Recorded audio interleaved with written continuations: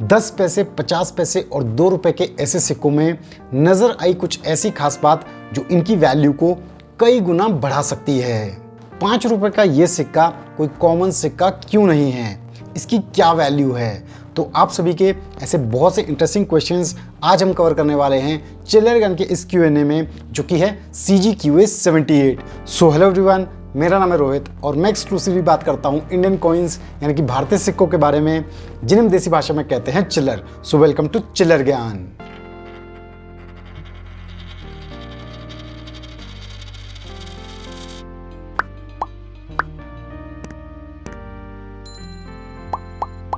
तो व्यूअर्स, इस Q&A series में हम कवर कर रहे हैं CGQA 72 से पहले पूछे गए पेंडिंग क्वेश्चंस को, यानी कि आज के इस Q&A के बाद पोस्टेड सभी क्वेश्चंस हम कवर करेंगे जून ऑनवर्ड्स। तो आइए चलते हैं आप सभी के क्वेश्चंस पे। लेकिन अगर आपने वीडियो को अभी तक लाइक और चैनल को सब्सक्राइब नहीं किया है तो फटाफट से कर दीजिए। तो बिना किसी देरी के डायरेक्टली स्विच करते हैं आप सभी के क्वेश्चंस पे और स्टार्ट करते हैं आज का ये Q&A, जो कि है CGQA 78। तो आज का सबसे पहला क्वेश्चन पूछा है निधि जैन जी ने। इन्होंने अपने 2 50 पैसे के सिक्कों की इमेजेस हमारे साथ शेयर की हैं, जिसमें से ये बताते हैं कि एक जो 50 पैसे का सिक्का है वो रेगुलर कॉइन से साइज में काफ़ी ज़्यादा छोटा है। तो ये जानना चाहते हैं कि क्या ये कोई रेयर एरर कॉइन है और इसकी क्या वैल्यू है आज की डेट में। तो निधि, जैसा कि आपने 2 50 पैसे के सिक्कों की इमेजेस हमारे साथ शेयर की हैं, इसमें से जो राइट वाला 50 पैसे का सिक्का है वो तो एक टूल्ड डैमेज्ड कॉइन है, लेकिन जो लेफ्ट वाला 50 पैसे का सिक्का है वो क्लियरली रेगुलर 50 पैसे के सिक्कों के मुकाबले काफी ज्यादा साइज में छोटा है, जैसा कि आपने मेंशन किया है। अब जरूर पॉसिबिलिटी हो सकती है कि आपका ये सिक्का एक रेयर एरर कॉइन हो। इसके लिए आपको 3 चीजें चेक करनी होगी। सबसे पहला है सिक्के का वेट, दूसरा है सिक्के का डायमीटर और तीसरी है सिक्के की थिकनेस। अगर आपके सिक्के का वेट 2.83 ग्राम्स के आसपास है और डायमीटर 19 mm के आसपास और थिकनेस 1.55 mm, तो आपका ये 50 पैसे का सिक्का जरूर एक रेयर कैटेगरी का रॉन्ग प्लेंचेट एरर कॉइन है। यानी आपके सिक्के को बनाने के लिए जो डाई यूज हुई है वो फेरेटिक स्टेनलेस स्टील वाले 50 पैसे के ऐसे सिक्के के प्लेंचेट पे ना स्ट्राइक होकर फेरेटिक स्टेनलेस स्टील वाले 25 पैसे के ऐसे सिक्कों के प्लेंचेट पे स्ट्राइक हो गई है, और इसी वजह से आपका 50 पैसे का सिक्का साइज में काफी ज्यादा छोटा है। आइडली फेरेटिक स्टेनलेस स्टील वाले ऐसे 50 पैसे के सिक्कों का स्टैंडर्ड वेट 3.79 ग्राम्स होता है और डायमीटर 22 mm। इसीलिए मैंने आपको अपने सिक्के के फिजिकल स्पेक्स को चेक करने को कहा है। अगर आपके फिजिकल स्पेक्स 25 पैसे के आसपास हुए तो जरूर आपका ये सिक्का एक रॉन्ग प्लेंचेट एरर कॉइन है, और अगर ऐसा होता है तो आपके सिक्के का इस कंडीशन में एस्टिमेटेड प्राइस लगभग 500 से 700 रुपए के करीब होना चाहिए। नेक्स्ट क्वेश्चन पूछा है कृष्ण कुमार जी ने। ये बताते हैं कि इनके पास ईयर 2011 में मुंबई मिंट से जारी किया गया 5 रुपए का एक म्यूल कॉइन है, तो ये इसके बारे में डिटेल्स चाहते हैं। तो कृष्ण कुमार जी, यहाँ पे आपका ऑब्जर्वेशन एकदम सही है। मुंबई मिंट से 2011 में जारी किया गया आपके 5 रुपए का सिक्का कोई रेगुलर कॉइन नहीं है, बट एक म्यूल कॉइन है। जिन व्यूअर्स को इस बात का आइडिया नहीं है कि 5 रुपए के ऐसे सिक्के नॉर्मल सिक्कों से कैसे अलग हैं, तो इसे हमने डिटेल में समझाया अपने एक पुराने वीडियो में, जिसे आपको ऊपर आई बटन पे क्लिक करके जरूर चेक करना चाहिए। तो 2011 के 5 रुपए के सिक्कों में हमें म्यूल कॉइन्स कोलकाता और मुंबई मिंट से देखने को मिलते हैं, जिसमें से कोलकाता मिंट के सिक्के ज्यादातर नजर आते हैं, लेकिन मुंबई मिंट के सिक्के कंपैरेटिवली कम देखने को मिलते हैं, इसलिए थोड़े से ज्यादा स्केर्स हैं। जिस कंडीशन में आपका ये सिक्का है, इस कंडीशन में इस म्यूल का एस्टिमेटेड प्राइस लगभग 70 से 100 रुपए के करीब होना चाहिए। नेक्स्ट क्वेश्चन पूछा है सुनील मोहिते जी ने। ये बताते हैं कि इनके पास 1986 का एक 10 पैसे का एरर कॉइन है, तो ये जानना चाहते हैं कि ये कौन सा एरर है और इसकी क्या वैल्यू है आज की डेट में। तो सुनील, आपका जो एल्यूमिनियम का 10 पैसे का सिक्का है जो ईयर 1986 में जारी किया गया था, इस सिक्के में डबल स्ट्राइक एरर है। जैसा कि आप अपने सिक्के में दोनों साइड्स डबल इंप्रेशंस देख सकते हैं। एज पर मी ये एक genuine double strike error coin है, लेकिन फिर भी आप सेकंड ओपिनियन ले सकते हैं बाकी एरर कॉइन कलेक्टर्स से। 10 पैसे के ऐसे सिक्कों में डबल स्ट्राइक मिंट एरर एक रेयर सिनेरियो है, इसलिए मेरे हिसाब से ये सिक्का एक रेयर कैटेगरी का सिक्का है। इस कंडीशन में इस सिक्के का एस्टिमेटेड प्राइस लगभग 500 प्लस होना चाहिए। नेक्स्ट क्वेश्चन आया है CMR बिट प्लस नाम के एक प्रोफाइल से।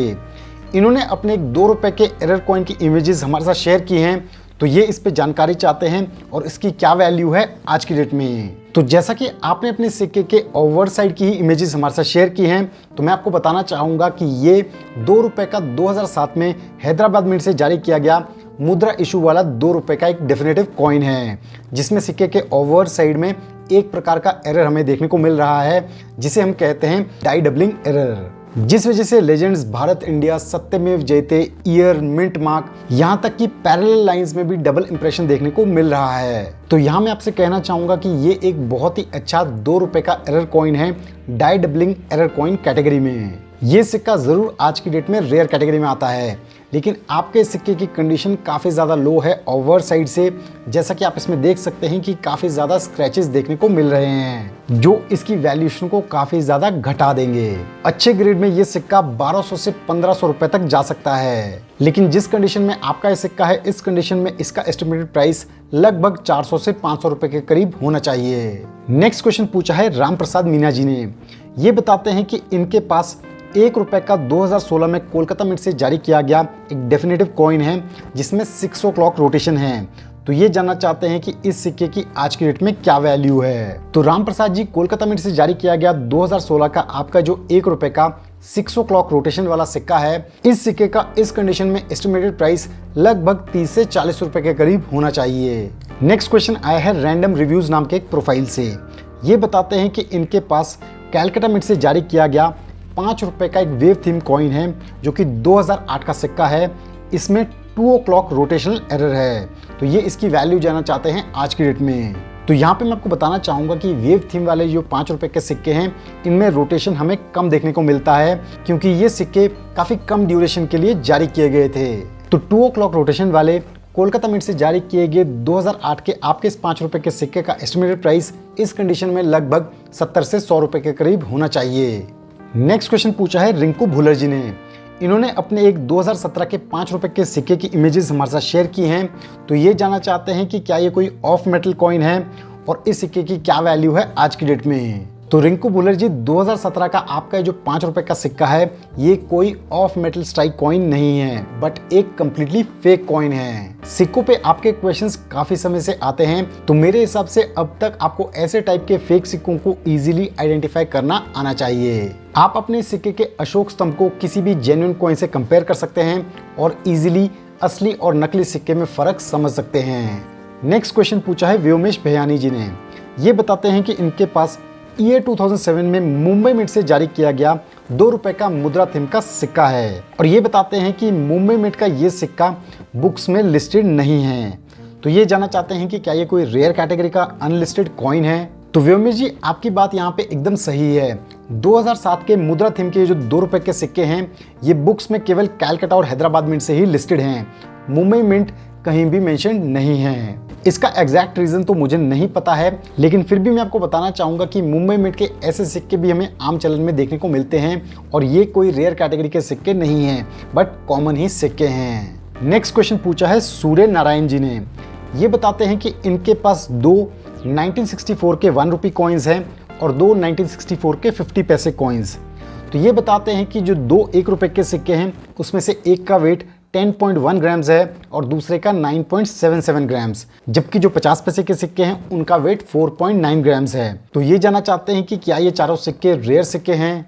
तो सूर्य नारायण जी, सिक्कों में ऐसा ज़रूर होता है कि स्टैंडर्ड वेट से ओवर वेट या फिर लो वेट के सिक्के कलेक्टेबल कॉइन्स होते हैं और ज़्यादा वैल्यू रखते हैं, लेकिन ऐसा तभी होता है जब स्टैंडर्ड वेट से काफ़ी ज़्यादा वेरिएशन हो। अब निकल मेटल वाले 1 रुपये के नेहरू जी के जो सिक्के होते हैं उनका स्टैंडर्ड वेट होता है 10 ग्राम। तो इसमें अगर थोड़ा सा प्लस माइनस होता है, जैसा कि आप बता रहे हैं 10.1 ग्राम्स या फिर थोड़ा सा कम 9.77 ग्राम्स, तो ये कोई मेजर फर्क नहीं है। सिमिलरली 50 पैसे के सिक्कों में आप बता रहे हैं कि स्टैंडर्ड वेट 5 ग्राम से 4.9 ग्राम्स है, तो ये भी कोई खास फर्क नहीं है, इतना वेरिएशन देखने को मिलता ही है। तो वेट्स के हिसाब से आपके सिक्कों में कोई खास रेयरिटी नहीं है।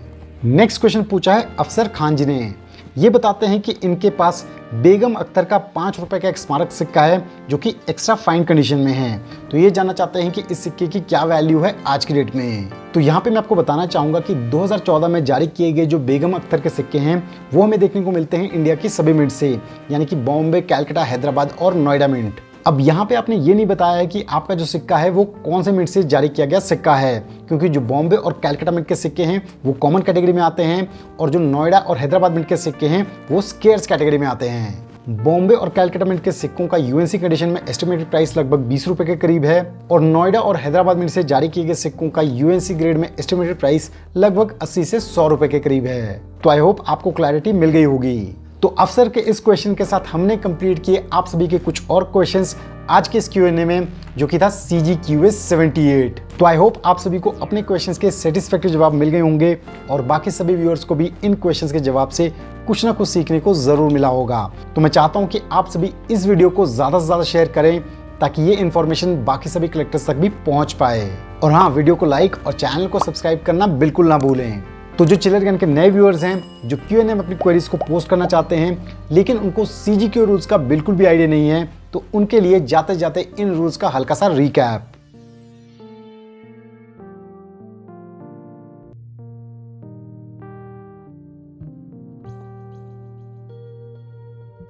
आप सभी को इन रूल्स को अच्छे से फॉलो करना है क्योंकि तभी आपके क्वेश्चंस Q&A वीडियोस में लिए जाएंगे।